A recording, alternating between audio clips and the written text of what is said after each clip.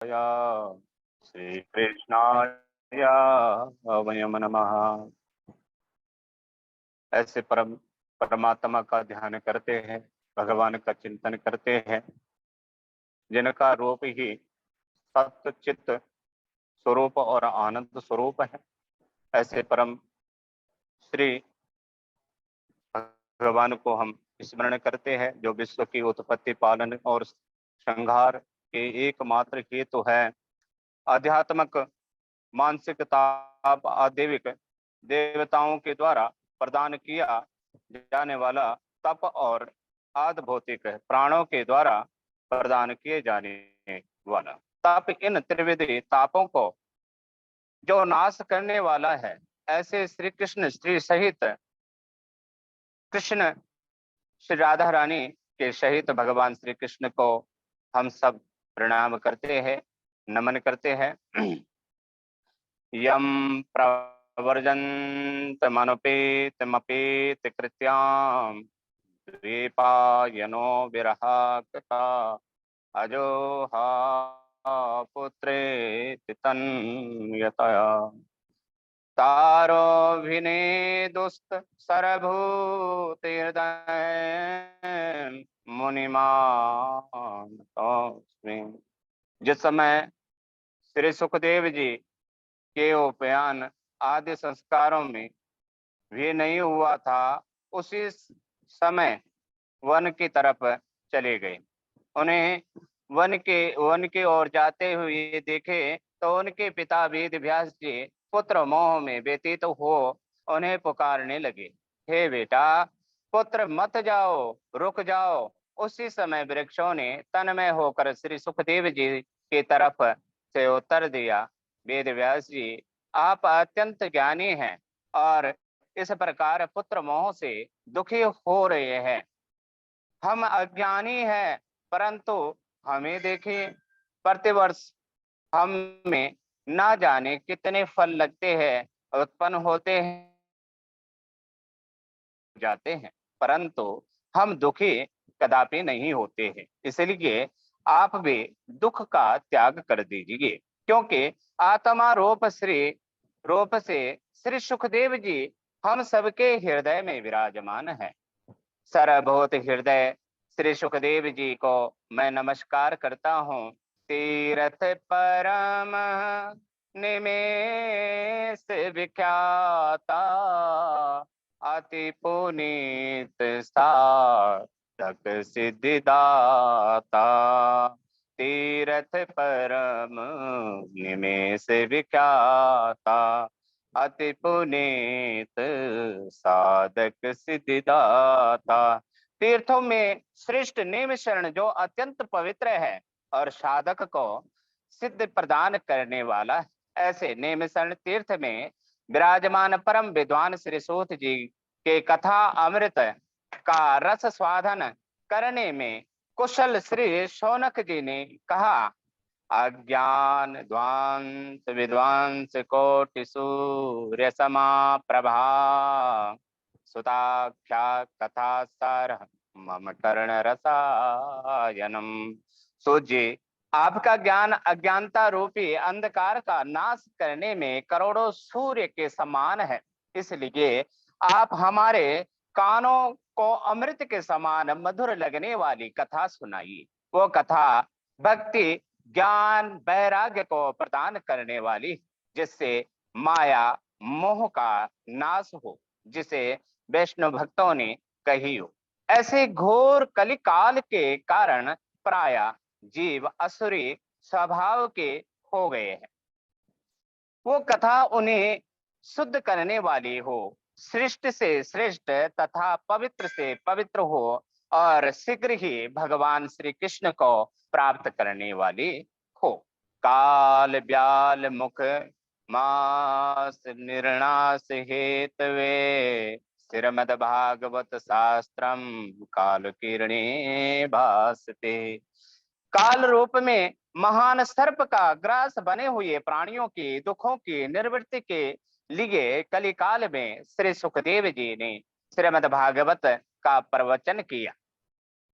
जब मनुष्य के जन्म जन्मांतरों के पुण्य उदय होते हैं तब भागवत की कथा सुनने को मिलती है। जिस समय श्री सुखदेव जी राजा परीक्षित को ये कथा सुना रहे थे, उसी समय देवता अमृत का कलश लेकर आए और श्री सुखदेव जी के चरणों में प्रणाम किया और कहा, अमृत का कलश आप राजा परीक्षित को पिला दीजिए और बदले में हम सभी देवताओं को अमृत का पान कराइए।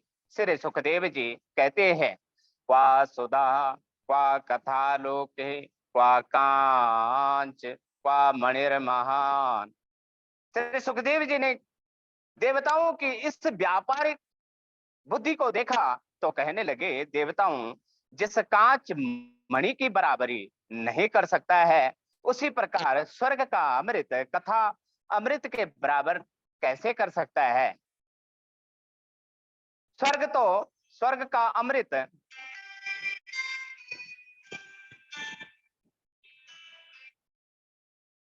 स्वर्ग का अमृत तो स्वर्ग का ही अमृत है, लेकिन आप इसको लेने के लिए आए हैं तो तुम्हारी सबसे बड़ी मूर्खता है। श्री सुखदेव जी के इन वचनों को देख करके, इन शब्दों को सुन करके भगवान ब्रह्मा जी के पास जाते हैं। पुण्य क्षण मृत लोके वसंत, पुण्य के क्षण हो जाने पर पुनः मृत लोक में आना पड़ता है। और कथा अमृत का फल है कलमाश पहम, ये पापों को नाश करने वाली है। देवताओं, यदि तुम जिज्ञासु बन करके आते, तो भक्त बनकर आते, तो तुम्हें अवश्य इस कथा अमृत का पान कराता, परंतु तुम व्यापारी बनकर आए हो, इसलिए इसका अधिकारी आप नहीं हो सकते हैं। श्रीमद् भागवती वार्ता सुराणम दुर्लभा। सौनक जी, ये श्रीमद् भागवत की कथा देवताओं के लिए भी दुर्लभ है। जब श्री सुखदेव जी ने देवताओं की हंसी उड़ाई तो देवता मुंह लटका कर ब्रह्मा जी के पास आए तथा पृथ्वी में जो घटना हुई है वो सब ब्रह्मा जी से कह सुनाई। ब्रह्मा जी ने कहा, देवताओं, दुखी मत हो, तुम्हें दुखी होने का कोई अवसर नहीं मिलेगा।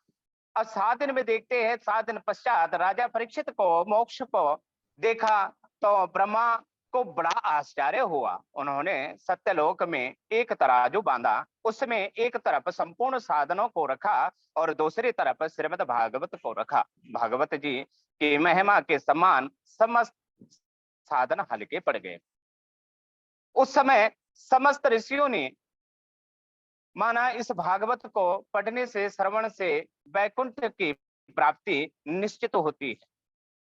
इधर अपने आप लो बेटा, अपने आप लो, डिस्टर्ब ना करो। यहाँ देव ऋषि नारद ने ब्रह्मा जी से सुनी तो परंतु साप्ताहिक कथा उन्होंने सनकादि ऋषि से सुनी। सौनक जी ने कहा, देव ऋषि नारद तो एक ही स्थान पर अधिक ठहरते ही नहीं है, ठहर ही नहीं सकते हैं। उन्होंने किस स्थान पर और किस कारण से इस कथा को सुना। श्री सूत जी कहते हैं, एक बार वैशालापुरी बेद्रिका आश्रम में सत्संग के लिए सनक आदि चारों ऋषियों आए। वहां उन्होंने नारद जी के आते हुए देखा तो कथम ब्रह्मानंद मुखम कोतस्नातुर। देव ऋषि, इस प्रकार आप चिंता तुर क्यों है? इतने शीघ्र तुम्हारे आगमन कहां से?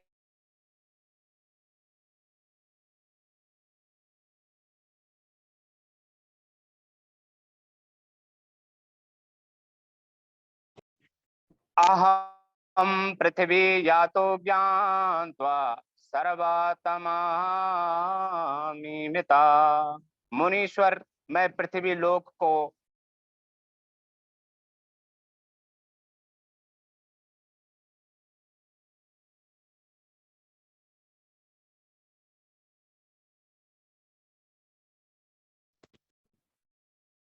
हरे हर कुरुक्षेत्र भ्रमण आदि तीर्थों में भ्रमण करता रहा। परंतु मन को कहीं भी संतोष प्रदान करने वाली शांति मुझे कहीं नहीं मिली।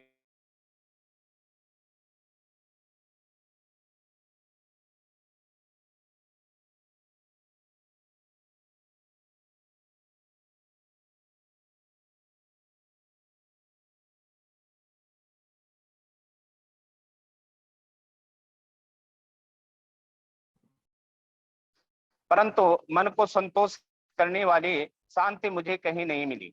अधर्म के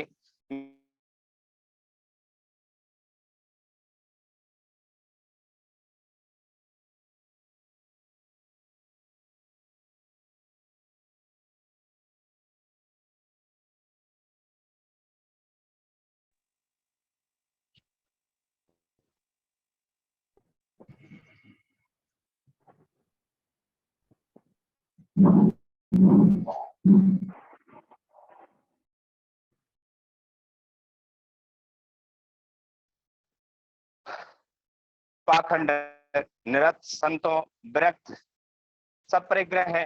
संत पाखंडी हो गए हैं, विरक्त संग्राही हो गए हैं। तापसी धनवातम दरिद्रे गृहे कलिकौतक तात ना जात कहीं।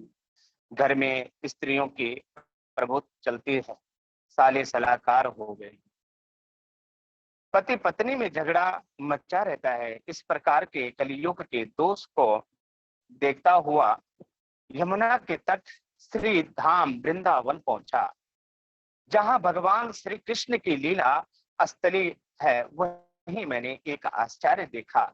वहां एक युवती स्त्री खिन्न मन से बैठी हुई थी। उसके समीप में दो वृद्ध पुरुष अचेत अवस्था में पड़े जोर जोर से सांस ले रहे थे। वो युवती उन्हें जगाने का प्रयास करते, जब वो नहीं जागते तो वहां वो रोने लगते। सैकड़ों स्त्रियां उसे पंखा कर रही थी और बार बार समझा रहे थे। ये आश्चर्य दूर से देखा तो पास में चला गया और मुझे देखते ही वो युवती स्त्री खड़ी हो गई। भो भो साधु क्षणम तेष्टा मां चिंतमापि नाशया। महाराज जी, कहाँ भाग रहे हो? एक मिनट रुकिए तो सही। आप जैसे संतों का तो दर्शन मात्र से ही जीव के पाप ताप संताप नष्ट हो जाते हैं। मेरे तो ना जाने कितने जन्मों के भाग्य उदय हुए हैं, जो आपके दर्शन प्राप्त हुए हैं। आपके तो दर्शन मात्र से जीव को दुख दरिद्रता हो जाता है। नारद जी कहते हैं, भैया जब उन्होंने इस प्रकार से हमें बुलाया तो हम उसी देवी के पास गए और हमने पूछा कि देवी जी आप कौन हो? ये दोनों बुड्ढे जो पड़े हैं ये कौन है? तुम्हारे क्या लगते हैं? ये जो देवियां आपको घेर कर खड़ी है ये सब कौन है? और तुम क्यों रो रहे हो? तुम्हारे दुखों का कारण क्या है? विस्तार से हमें बताओ। जब मैंने उस देवी की प्रति सहानुभूति दिखाई तब उसने अपना पूरा परिचय विस्तार से दिया। अहम भक्तिरते ख्यातम इमो में तनयाम तो ज्ञान वैराग्य नामानो काल योग ने जर जरो। महाराज, मैं भक्ति के नाम से विख्यात हूँ। ये दोनों बुड्ढे जो मेरे सामने पड़े हैं ये दोनों मेरे बच्चे हैं। इनका नाम ज्ञान और वैराग्य है। समय की विडंबना देखो महाराज, माँ तो नव युवती बन बैठी है और बच्चे दोनों ही बुढ़े हो गए हैं। कितनी जर्जरता स्थिति हो रही है कि इनके मेरे दुखों का मूल कारण यही है। मैं अपना पूरा परिचय आपको सुनाऊं। उत्पन्ने दर्वणे शाहम वृद्धे कर्नाटक गता।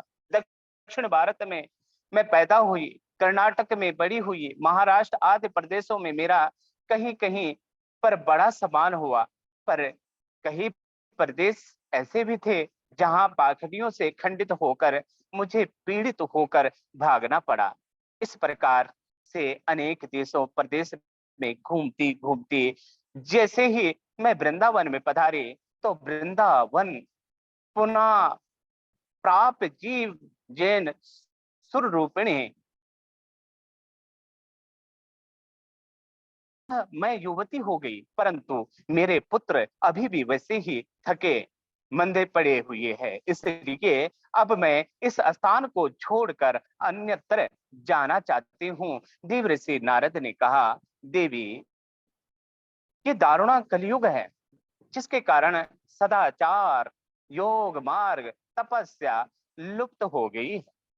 इसी समय संत सतपुरुष दुखी है और दुष्ट प्रसन्न है। इस समय जिसका धैर्य बना रहे वही ज्ञानी है। ब्रजभूमि धन्य है, जहां पर इस कलिकाल में भी भक्ति का इस प्रकार आदर किया जा रहा है। जहां आप नाच रही है, भक्ति मैया ने पूछा, बाबा एक बात बताओ, कलयुग यदि इतना दुष्ट है तो परीक्षित ने इसको दंड क्यों नहीं दिया? और परीक्षित ने कदाचित यदि दंड ना भी दिया तो भी भगवान इसका दंड सहन क्यों कर रहे हैं? भगवान को तो दंड देना चाहिए। नारद जी बोले, माँ, यदि आप पूछ रही हो तो ध्यान से सुनिए। जिस दिन गोविंद अपनी लीला संपन्न करके परम धाम गए, उसी दिन कलयुग ने अपना पैर इस मृत लोक पर जमाना प्रारंभ किया। और महाराज परीक्षित जब इसे मारने के लिए उदित हुए, तो दीनहीन होकर ये कलयुग उनके शरणों में चला आया। महाराज परीक्षित तो परम वैष्णव थे। इस कलयुग में असंख्य दोष होने के साथ साथ एक बहुत बढ़िया गुण उन्हें इसमें दिखाई पड़ा। इसलिए महाराज परीक्षित ने इन्हें छोड़ दिया। यत फलम नास्ति तपसा नायोगिन समाधिना तत्फलम लाभते श्याम कलो केशव कीर्तनतः। जो फल अन्य युगों में तपस्या, योग, समाधि के द्वारा नहीं प्राप्त होता, वो फल कलयुग मात्र भगवान श्री हरि के कीर्तन से प्राप्त हो जाता है। इसी एक गुण के कारण राजा परीक्षित कलयुग को स्थापित किया। और देवी, इस कलिकाल के कारण पृथ्वी के संपूर्ण पदार्थ कारण पृथ्वी के संपूर्ण पदार्थ बीज हीन भूस के समान व्यर्थ हो गए। धन के लोगों के कारण कथा का सार चला गया। अयम तु योग धर्मा ही वर्तते कस्य दूषणम। ये योग धर्म ही, इससे किसी का कोई दोष नहीं है। देव ऋषि नारद की इन वचनों को सुनकर महारानी को बहुत आश्चर्य हुआ। उन्होंने कहा, देव ऋषि, आप धन्य हैं, तथा मेरे भाग्य से ही आपका यहाँ आना हुआ। साधुओं का तो दर्शन इस लोक में समस्त सिद्धियों को प्रदान करने वाला होता है। जयति जगति माया यस्य काया तवस्य वचनाम रचनमेकं केवलं वाक्यलयम् दुर्गपदमापि यातो यत् कृपातु दुर्गम सकल कुशलम पात्र ब्रह्म पुत्रम नास्तिम। जिन्हें आपके एकमात्र उपदेश को धारण करके कयादु नंदन प्रहलाद ने माया पर विजय प्राप्त कर ली, और जिन आपकी कृपा से ध्रुव ने ध्रुव पद को प्राप्त कर लिया। ऐसे ब्रह्मा जी के पुत्र देव ऋषि नारद को मैं बार बार प्रणाम करता हूँ, मैं बार बार प्रणाम करती हूँ। कहते हैं, देवी आप भगवान श्री कृष्ण के चरण कमलों का स्मरण करो, आपका दुख दूर हो जाएगा। जिन भगवान श्री कृष्ण ने कौरवों का अत्याचार से द्रौपदी की रक्षा की, वे श्री कृष्ण कहीं गए नहीं है, वो हम सबके हृदय में विराजमान है। आपको तो वही प्राणों से भी ज्यादा स्नेह करते हैं। तुम्हारे बुलाने पर तो वो नीचे के घर भी चले जाते हैं, नीच के घर भी चले जाते हैं। देवऋषि नारद ने जब इस प्रकार भक्ति की महिमा का वर्णन किया, तो भक्ति महारानी ने कहा, देव ऋषि आपने क्षण भर में मेरे दुख दूर कर दिया है। अब ऐसा प्रयास कीजिए कि मेरे पुत्रों का दुख भी दूर हो जाए और उन्हें चेतना प्राप्त हो जाए।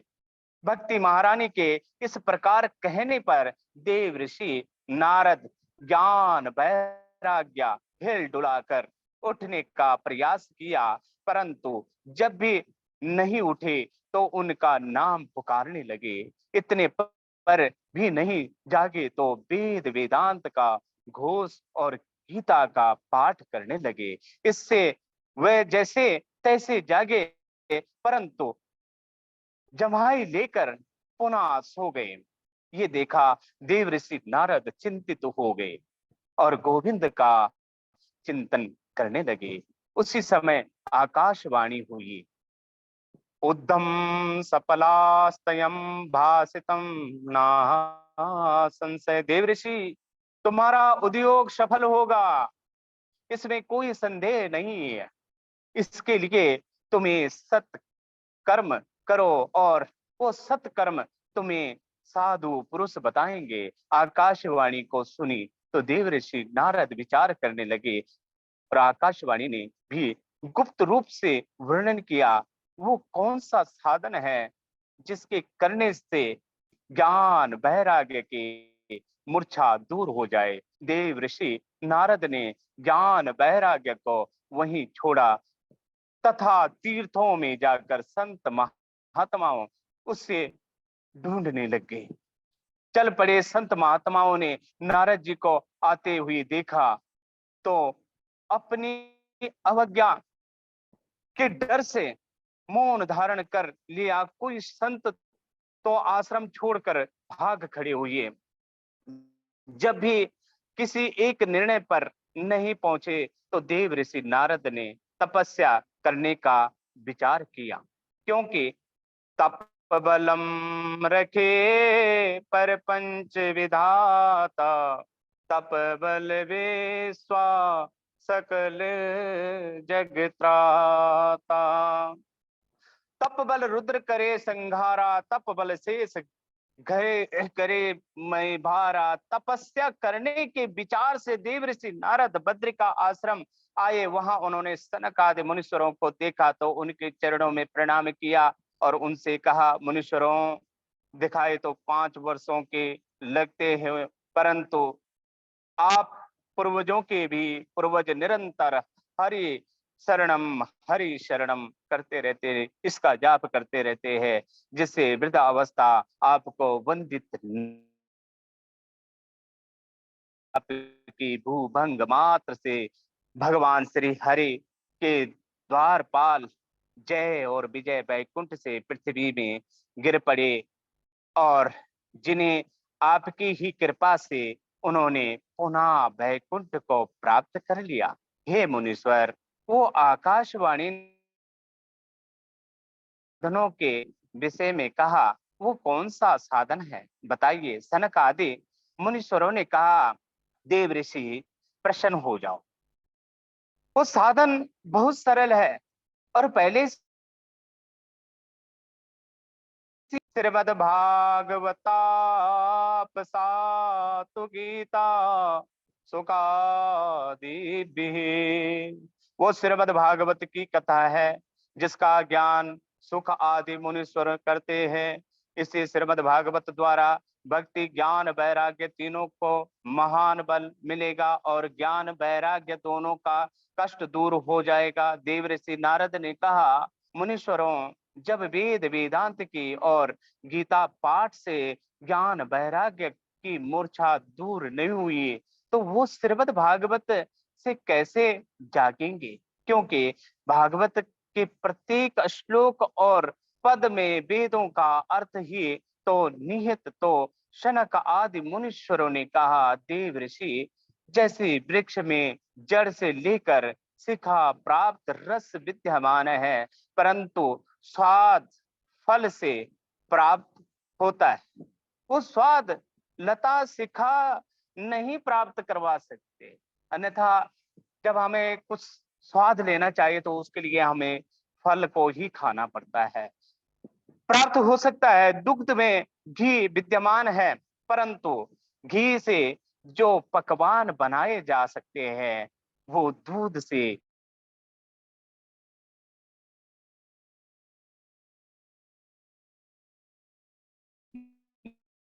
नहीं बनाए जा सकते हैं। घी और तो अग्नि गन्ने है, परंतु यदि खीर बनानी हो तो गन्ने का पर्व डालने से उसमें मिठास नहीं आएगी, तो शक्कर डालने से ही आएगी। वेदो उपनसा जातम भागवती कथा, ये जो श्रीमद् भागवत की कथा है ये वेदों का सार सर्वस्व है। देव ऋषि नारद ने कहा, मुनीश्वर, मुझे भगवान की कथा कहाँ करनी चाहिए, उसके लिए उपयुक्त स्थान बताइए। सनक आदि मुनीश्वरों ने कहा, गंगा द्वार समीपे तू तटमानंद नाम कहा। गंगा द्वार हरिद्वार के समीप में आनंद नाम का तट है। वहां नवीन और कोमल बालुका के ऊपर मंच बनाओ और भागवत की कथा प्रारंभ करो। देवर्षि नारद ने सनक आदि मुनीश्वरों को वक्ता के रूप में वर्णन किया और उन्हें अपने साथ ही हरिद्वार ले आई। वहां बड़ा सुंदर मंच बनाया, व्यास गद्दी बनाई, उसमें सनक आदि मुनीश्वरों को बिठाया।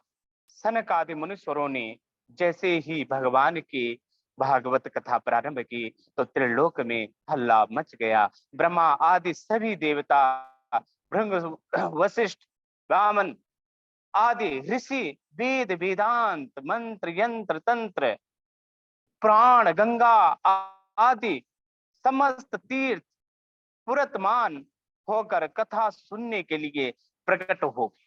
क्योंकि तत्रैव गंगा यमुना त्रिवेणी गोदावरी सिंधु सरस्वती या वसंती तीर्थानि तत्र यत्र मुंचत दार कथा प्रसंग। जहाँ भगवान श्री हरि की कथा होती है वहां गंगा आदि नदियां समस्त तीर्थ है मूर्तिमान होकर प्रकट हो जाती है। देव ऋषि नारद ने सभी को आसान आसन दिया तथा सभी को जय जयकार करने लगे। सनक आदि मुनीश्वर ने भागवत की महिमा का वर्णन प्रारंभ किया। सदा सेव्या सदा सेव्या श्रीमद् भागवती कथा, यस्या श्रवणमन्त्रेण हरिश्चिता समाश्रियते। भगवान की कथा का सदा सर्वदा सेवन करना चाहिए, श्रवण करना चाहिए। इसके श्रवण मात्र ना श्री हरि हृदय में आकर विराजमान हो जाते।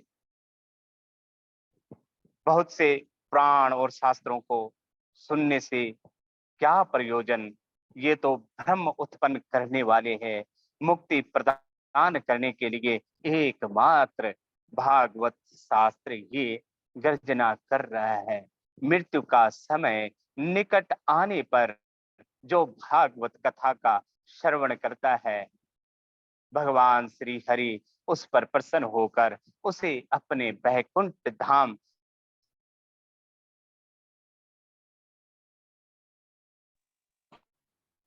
ये सत्कर्म करता है तो उनके लिए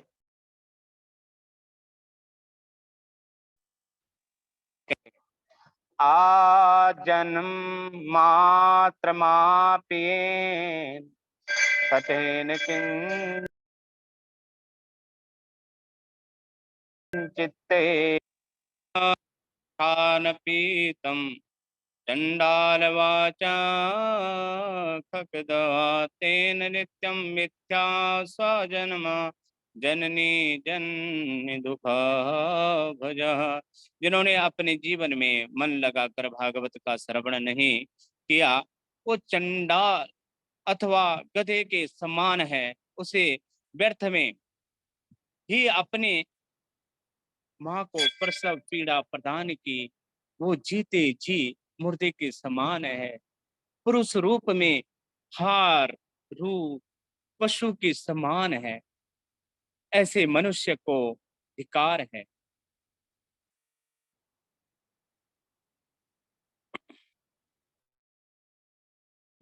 इस प्रकार भागवत की महिमा का वर्णन कर रहे हैं। उसी समय आश्चर्य हुआ। गुरुदेव ज्यादा समय तो नहीं हो रहा?